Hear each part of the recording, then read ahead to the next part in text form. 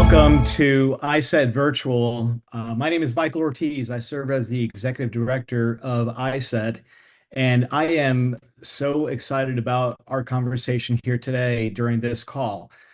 We have been working over the last few years. I personally have been working as well, and others within iSet to ask the question, how do we think about theological education across the generations, not just for one generation or another, but what does it look like for globally for us to be looking at theological education, no matter the sector, whether it's the formal side, non-formal, church-based training programs, how are we relating to each other, not just within certain segments, but across the generations within the segments? And so I am looking to see what the Lord can do, even through our gatherings, whether it be in person interactions, the next generation impact team that we have, and certainly here today. So today, what's going to happen is you're going to have be part of a conversation and listening about what does it look like for us to move further in that direction? What does it look like for us globally to move the needle, so to speak, in the sense that we are looking at theological education across the different generations, intergenerational type of reflection and thinking, because we believe that the work that God is doing around the world, among the churches and within God's people around the world, is not something for just one generation or another, but it's something we need to be working on together. So, as we move into this conversation today, we just will continue to be in prayer that the Lord will use what we have done up to this point within our global community, within iSet, the impact team, and even looking ahead to what we have coming up at iSet C27 in Mombasa next year in April. And so this conversation is sort of helping us to continue to frame this reflection and thinking about how do we work together across the different generations, mentoring, discipleship, learning from each other. I know that I'm an older leader in theological education. I learn all the time from younger leaders as well. So this is the way we want to operate and move forward together as much as the Lord allows us to. And today, this is all part of the journey. And welcome to this conversation, and welcome to the journey with us. And I'm going to turn it over now to Julie, because Julie is the one that we will be moderating our time together here today. Julie, I'll turn it over to you. Thank you, Michael. We are so excited about this conversation today. As Michael said, my name is Julie Shoemaker, and I get to serve as the Director of Communications and Connections here at iSet. And as Michael said, we've been talking more intentionally about Next Gen, but we also recognize that this language can raise a lot of questions, like what do we mean by the next generation? Are we talking about younger leaders? Are we talking about those who are leading for the first time? Are we talking about the stage of life? We're talking about leadership readiness. What are we really talking about? So today we want to take some time and just kind of answer some of those questions and have a conversation around this. Our hope today is not to create competition between generations, but to ask how do generations need one another, and how can we really help with that? Psalm 145:4 says, "One generation commends your works to another, and they tell of your mighty acts." And that's what we want to do here today, and that's what we want to do within theological education as a whole. So today we are joined by several different people that we'll be talking with from different angles of this conversation. First, we have Berto Caddo, who is iSet's Next Generation Coordinator, and she also serves with the WEA Youth Commission. We also have Dr. Ivor Puplan, who is a senior lecturer at Colombo Theological Seminary, and he has served there as a principal before now, just recently stepping away from that, and he's from Sri Lanka. And then Dr. Randy Deal, who is the academic dean at Rock Point School of Theology, which is in partnership with Kairos University. And so he also leads the leadership pathway for Vision Arizona. Oversees the pathway at Vision Arizona there too. So we're grateful for each of you all and for the you all joining us today. And so to start this off, Berto, I'm going to ask you a question. Let's just kind of slow down a little bit in our language and help us understand when we talk about generations, what do we actually mean? And where do we see those distinctions being helpful or maybe even limiting? Yeah, so thank you, Julie. So whenever we talk about generation, I think a lot of us, we've heard of the terms Gen Z, millennial, boomer, all of the different terms that people use to categorize generations. But what we're really talking about are people who are shaped by different historical moments. They're shaped by different cultures, technologies, and experiences. So the term generations is helpful because it helps us understand why different age groups may approach things like leadership, like faith, ministry, or even education differently. So you would find, for example, this is a very broad example, older generations may value stability and structure, while younger generations may prioritize things like innovation, participation, authenticity, and adaptability. But the problem with using generational terms is that they can become quite limiting, especially when they turn into stereotypes, because not every young person thinks the same. Not every young person is adaptable. Not every older person resists change. So if we're not careful, we can find ourselves creating division lines instead of understanding. And biblically, the goal is not competition between generations. Moses needed Joshua, but Joshua also needed Moses, right? Paul needed Timothy, but also Timothy needed Paul. So the church has always moved forward intergenerationally, and that's what we mean when we say generations. Yeah. That's great, Berto. From your perspective, what unique strengths or contributions does each generation bring to theological education today? I think every generation is essential. The older generation bring wisdom, they bring endurance, theological depth, institutional memory. Many of them build and sustain theological institutions through seasons of hardships, and that those kind of legacy like really matter.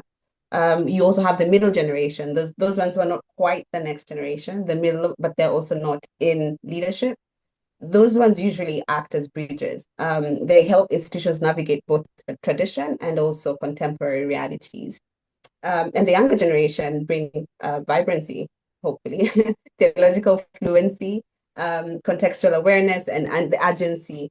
They keep asking important questions that I think make theological education remain relevant in the zeitgeist, if that makes sense. So things like mission, discipleship, justice, identity, they're asking those questions and how theological education speaks into those particular issues directly.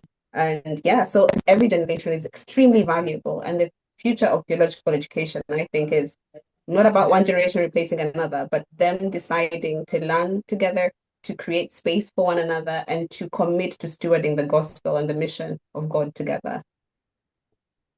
Thank you, Berto. That really gives us a helpful foundation for this, because what I'm hearing is that generations are not simply categories, but they're really communities of people carrying different gifts, experiences, responsibilities, opportunities.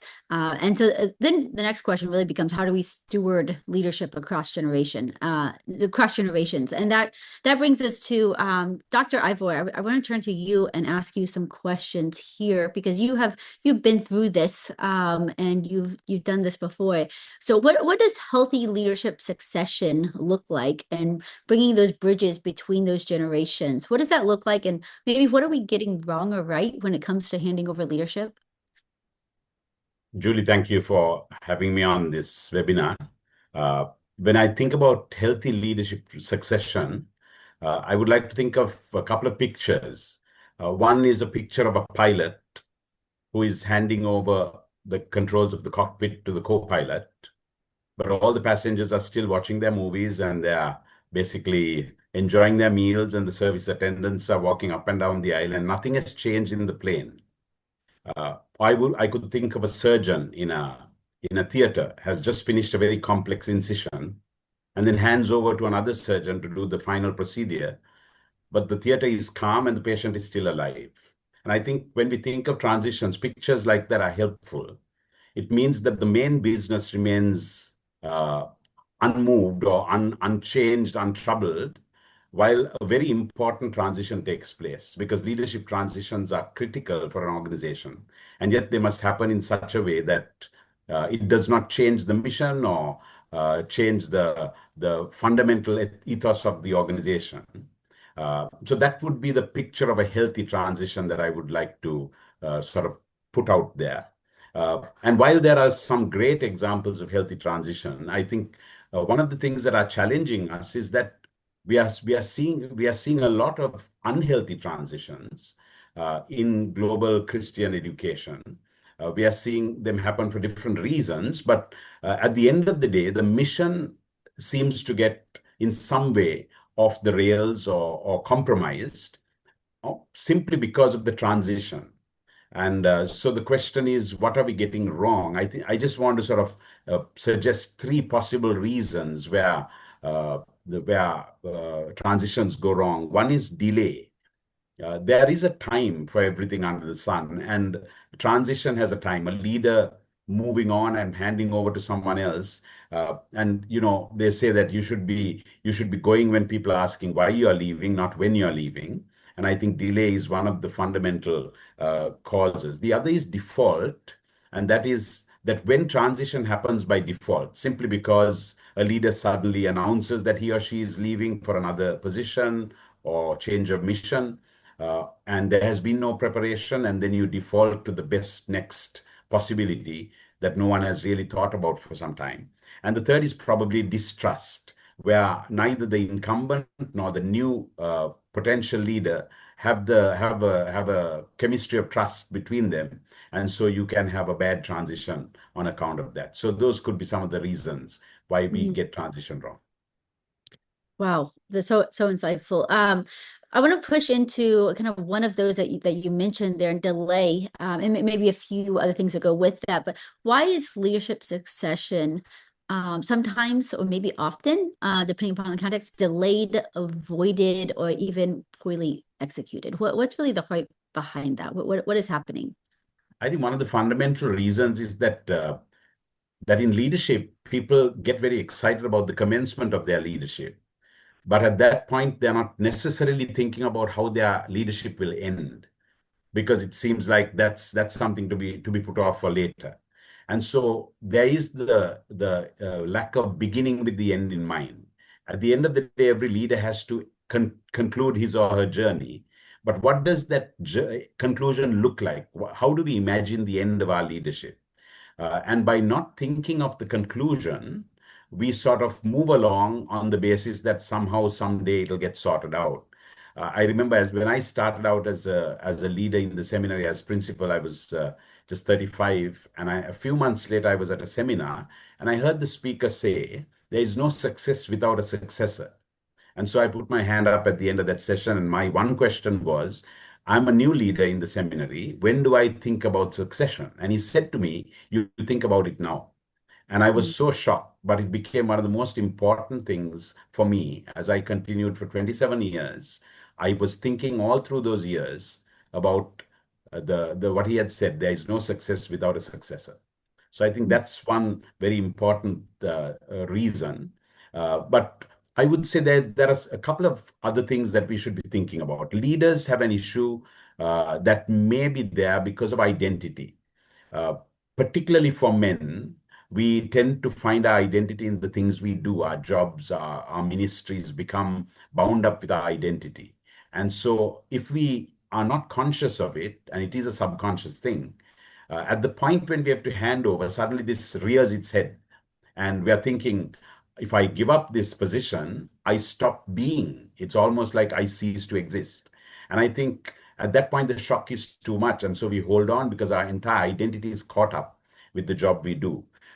Another is the issue of entitlement. Most leaders make a lot of sacrifices and give a lot of commitment to their job, which many people don't really see. They invest time, they invest money, they invest their resources, their knowledge, and they do it sacrificially. But as time goes on and they've made this great investment, there is something that grows in the leader. And I begin to think I need to have a return on investment. There is a sense of entitlement that grows with it. At that point, I'm thinking as much as I gave at the beginning, I should receive at the end. And so I begin to think of my job as my entitlement, and all the benefits become important in terms of entitlement. And I think just one final thought, this thing of fear. when leaders have done a good job and they see the organization come to a good place, it is sometimes difficult to hand over because we are not sure that the person who is going to take over will really carry this baby over, safely. Might spoil the mission, and there is great fear in a genuine kind of fear that comes, but it also could be something that a leader needs to be preparing for. Wow, there's so much to unpack there. And I hope that maybe in the breakout rooms, we'll be able to dive deeper into a lot of what you just said there, Dr. Ivory. Going to that very last thing that you said about kind of investing that next generation of those coming in, what are some practical steps that we take to create space for those emerging or next leaders while still preserving the mission and legacy of what you have already started? I'll just share a few practical thoughts. One is just to take us to a text of scripture. In Numbers chapter 27, God has just informed Moses that he will not be entering the promised land. He will see it, but he won't go in. And Moses' immediate response to the Lord in Numbers 27 and verse 15 to 17, Moses said to the Lord, "May the Lord, the God of spirits of all mankind, appoint a man over this community to go out and come in before them, and who will lead them out and bring them in, so the Lord's people will not be like sheep without a shepherd." What a beautiful response. And it wasn't God who initiated the succession plan in this text. It is Moses who made the plea. He said, "If I'm not going in, Lord, will you please appoint someone who would make sure Israel is not like sheep without a shepherd?" And I think that's very important, that a leader is convinced in God to let go, that there is a time when the leader must have that conviction. And that is one of the most important aspects of this process. And then initiating in prayer, as Moses did. There's a title of a chapter in a book that I've been reading. It says, "Lead to Leave." Leaders must lead to leave with that end in mind. And I think that will be helpful when it comes to the time of succession, because we are thinking constantly about what condition we want to leave this organization in. Also, I think one thing that will help with succession is to gather strong leaders around yourself. I find that sometimes a leader is tempted to gather weaker leaders around oneself because it makes the job feel a little easier. But to have strong leaders is to create a culture that says this leader is not afraid. This leader is open to being challenged and likes strong people around who can have ideas of their own. This promotes a culture where our younger leaders feel that they will have an opportunity one day. But also, when I started my work as principal, I remember one of my board members said to me, "Ivo, your authority comes not from your seat, but from teaching the word." And I think that's a very important aspect, that a leader is constantly teaching the word so that the community is learning the values of the kingdom, and the leader is also accountable to those values that he or she is teaching. Also, to be involved in the choosing of a successor. Sometimes leaders may take a back seat, but it's so important to champion that search for a successor, because it gives the community that sense that the leader is giving permission for someone else to come into that space. And I think that is a signal to the community. Give time to mentor and prepare your successor. My successor was chosen in 2024, and I spent 2 years mentoring him, meeting with him, building trust, so that on the 31st of March this year, he could take the job, but not as a newbie with no clue what's going to happen. We had walked together for 2 years in that succession plan. Give time for the whole organization to grow into the idea of succession. And that's so important, to give time, because people don't immediately cotton onto this. They don't catch on to this. They get very upset that now there's going to be a change. Nobody likes change. And so it's important to provide time for that. And just one final thought. I was 35 when I was asked to take the job. And I'm so happy that last month, 2 months ago, I was able to hand it over to another 35-year-old. So we are talking generations taking over. That is fantastic, Dr. Ivory. I love what you're talking about, of thinking about leaving from the time that you start, so that the entire the entire field of your time in leadership is spent mentoring, preparing others, preparing yourself so that the organization, the institution can continue on. And I think that just naturally leads us right into what I want to talk with Dr. Randy Deal about, is about actually mentoring that next generation of leaders. And so, Dr. Deal, what do emerging leaders actually need today that might be different from the previous generations? What are you seeing within your work? Yeah, I think thank you for the conversation today and making space for this. This is super critical to ministry continuing all over the world. I think emerging leaders today, they're looking for more than just information. They're looking for formation, for authenticity, for relationship and coaching and meaningful responsibility. In other words, they're looking for transformation. Previous generations maybe accepted a model of, hey, teach me this, and then maybe someday I'll lead. But today's emerging leaders, they're asking, how can I participate now? How can I practice right now? How can I be developed right now? And I think that's super healthy. At Rockpoint, with our leadership pathway, which includes our School of Theology, which is a partner with Kairos University, we've learned a lot from that model of content, character, and craft.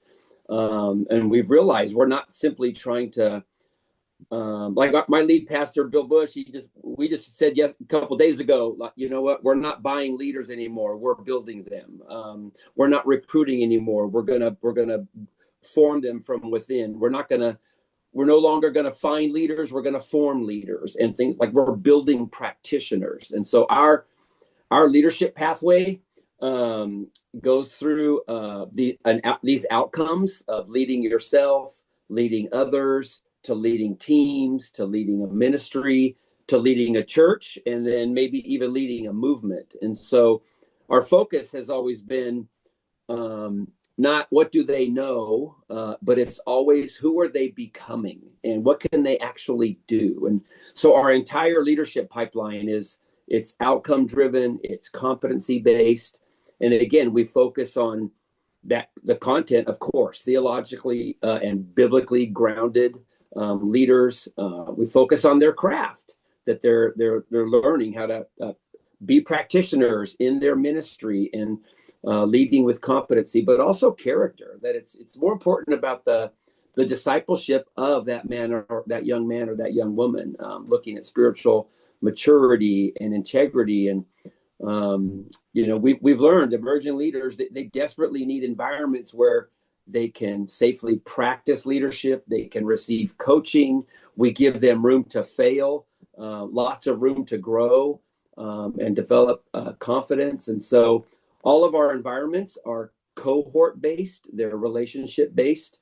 In our pathway, we have our youth seminary, which are high schoolers, our internship program, our School of Theology, our church planting residency. We're about to launch a ministry residency as well for those that they may not be church planters, but they will be future ministry leaders, future pastors. We have other multiple cohorts, a communicators cohort. We're developing our younger pastors and leaders and communicators to preach and teach and get on main stage, we kind of say, at our church.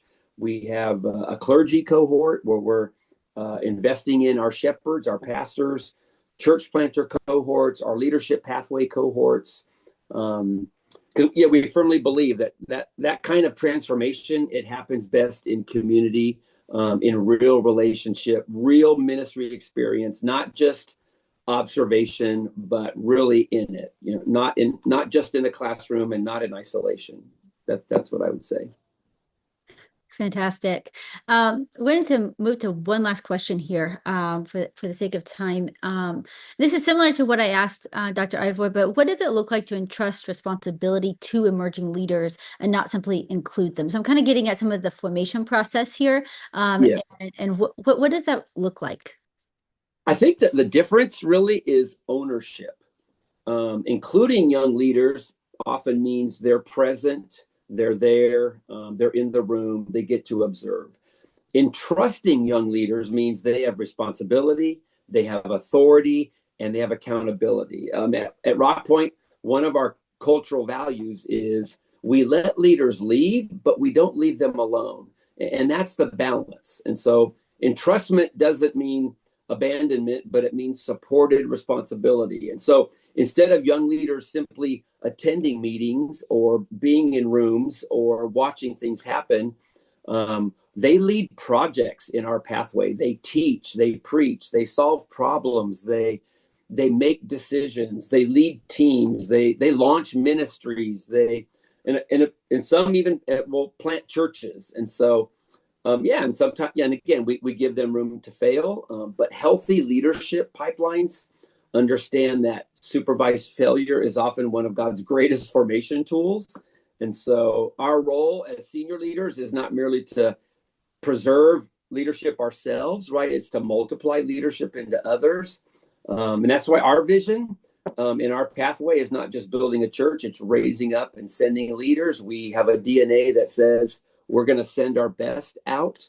But because ultimately healthy institutions aren't measured only, by what they sustain, but what they reproduce. And so, just a year and a half ago, we sent, Rock Point Church is, 50,000 active people, 7,000 on a weekend.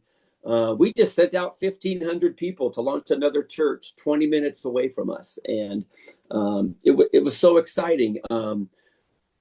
Over $2 million of giving went with it. And but they didn't take it. We sent it. And already the kingdom has been expanded. And that the lead pastor of that work, we raised him up in Rock Point through our pathway and sent him out. And we want to keep doing that. I think, our ministry legacy is dependent on the next generation. And I believe our next pastors and leaders, they are in our churches already. They're in our junior high ministry and they don't even know it yet, or they're in our high school ministry, they don't even know it yet, or young adult ministry.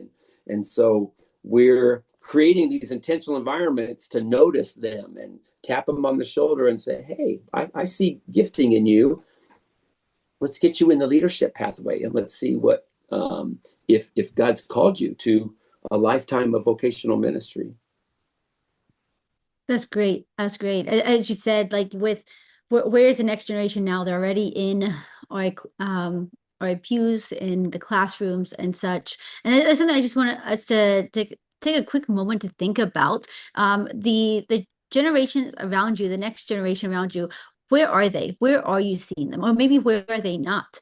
I don't think the goal is necessarily always to get them into our classrooms in the context of theological education. Maybe it is, but what a question I've been asking is, what would it look like if we truly designed theological education with the next generation in mind, considering the things that they need for formation, the ways in which they are growing, the ways in which they are going to be formed. And so I've been thinking about what needs to change practically or structurally to make theological education more accessible and compelling for them. As we close out our time here of this part of the conversation, I know we've talked about generations, leadership session, and mentoring, and we want to give you space to be able to talk about that. So we're going to open up some breakout rooms, and we're going to have Berto, Ivor, and Randy in those, and there'll be 3 different ones for you to join. One about leadership succession, one on mentoring the next generation, and the other one on just the next generation in theological education and what that can look like. And so they will lead some discussions there, and you guys are free to pick which room you want, and we'll be there for about welcome back from the breakout rooms. I'm so glad to see everyone back here, and I trust that your conversations were fruitful and helpful. What we want to do now is just take some time and listen to you all, but then also allow space for additional questions to be asked that maybe the whole group needs to hear, or maybe you were able to be part of one breakout but not another one that you wanted to also be a part of. And so just want to open it up, time for questions. And this isn't just questions for me. This could also be for Berto or Dr. Ivor or Dr. Randy, or just general comments, something you appreciated from your breakout. So just going to open it up to everyone right now. In a situation where a leader does not have input in who's succeeding, how does it bring about the process of mentoring, coaching for the new leader in such a way there will be a good transition? What can a leader do that does not have say in who's succeeding, whereby it is a committee or a panel that decide who takes over from him? What does the leader do in order to bring about smooth and progressive transition for the incoming leader? I hope you hear me. Just make sure I understood your question. You were asking, how do we ensure that a leader brings about proper formation within those that they're mentoring? Is that what it was? Yes, yes. Okay. Dr. Ivor or Dr. Randy, do you want to? I wonder, Joseph, were you asking if the decision is being made not by you, but by a committee? Is that Yes, what sir. you? So the decision of Yes, yes. succession is not in your hands, but a committee has decided who the successor will be. I think just if I may quickly say, God gives us a responsibility and we are stewards of it until we hand over. And if we have done our work well, that itself is a good platform for a new leader, even if we don't directly have input into that leader's work or choice, the choosing of the leader. But if we can leave our organizations, our seminaries in a place of strength and stability, and in a place of happiness and joy, I think the new leader will have a good start. So if we don't have a say in the succession, we still can give the new leader a good opportunity by creating the conditions for it.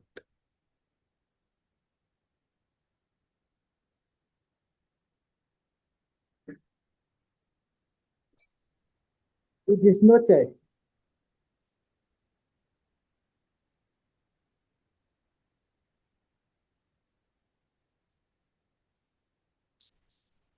Any other questions or comments that something that stood out to you from your breakout room that you want to share with everyone?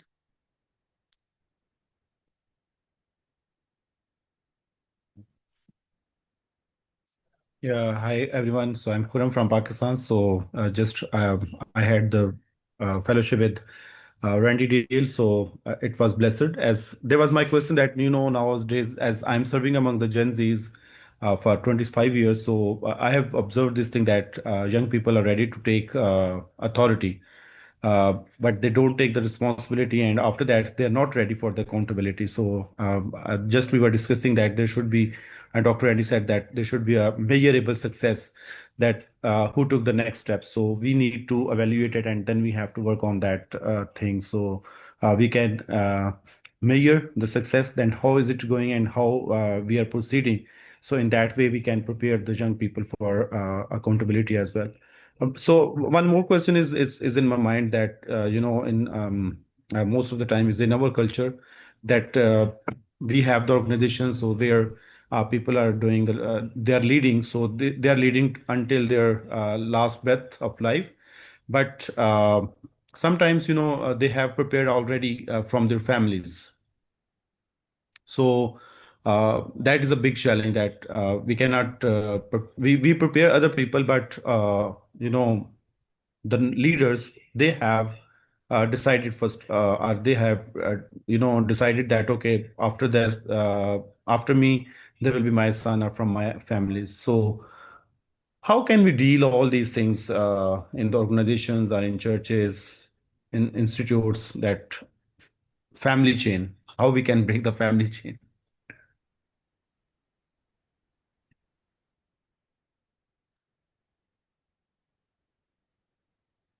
That is a really good question. That happens here in the USA as well. That would take a major culture shift, but that's not too big for our God, right? Like, I believe we just have to keep doing what we're doing. We still got to raise up those leaders. My encouragement would be, don't just say, well, he's going to give it to his son, but still raise up the leader, still pour into the next generation. Still, if they don't end up in a role there, they will end up in a role, and just keep that kingdom focused mindset. No matter where it happens, we keep raising up the leaders, and God will take care of that part, I think.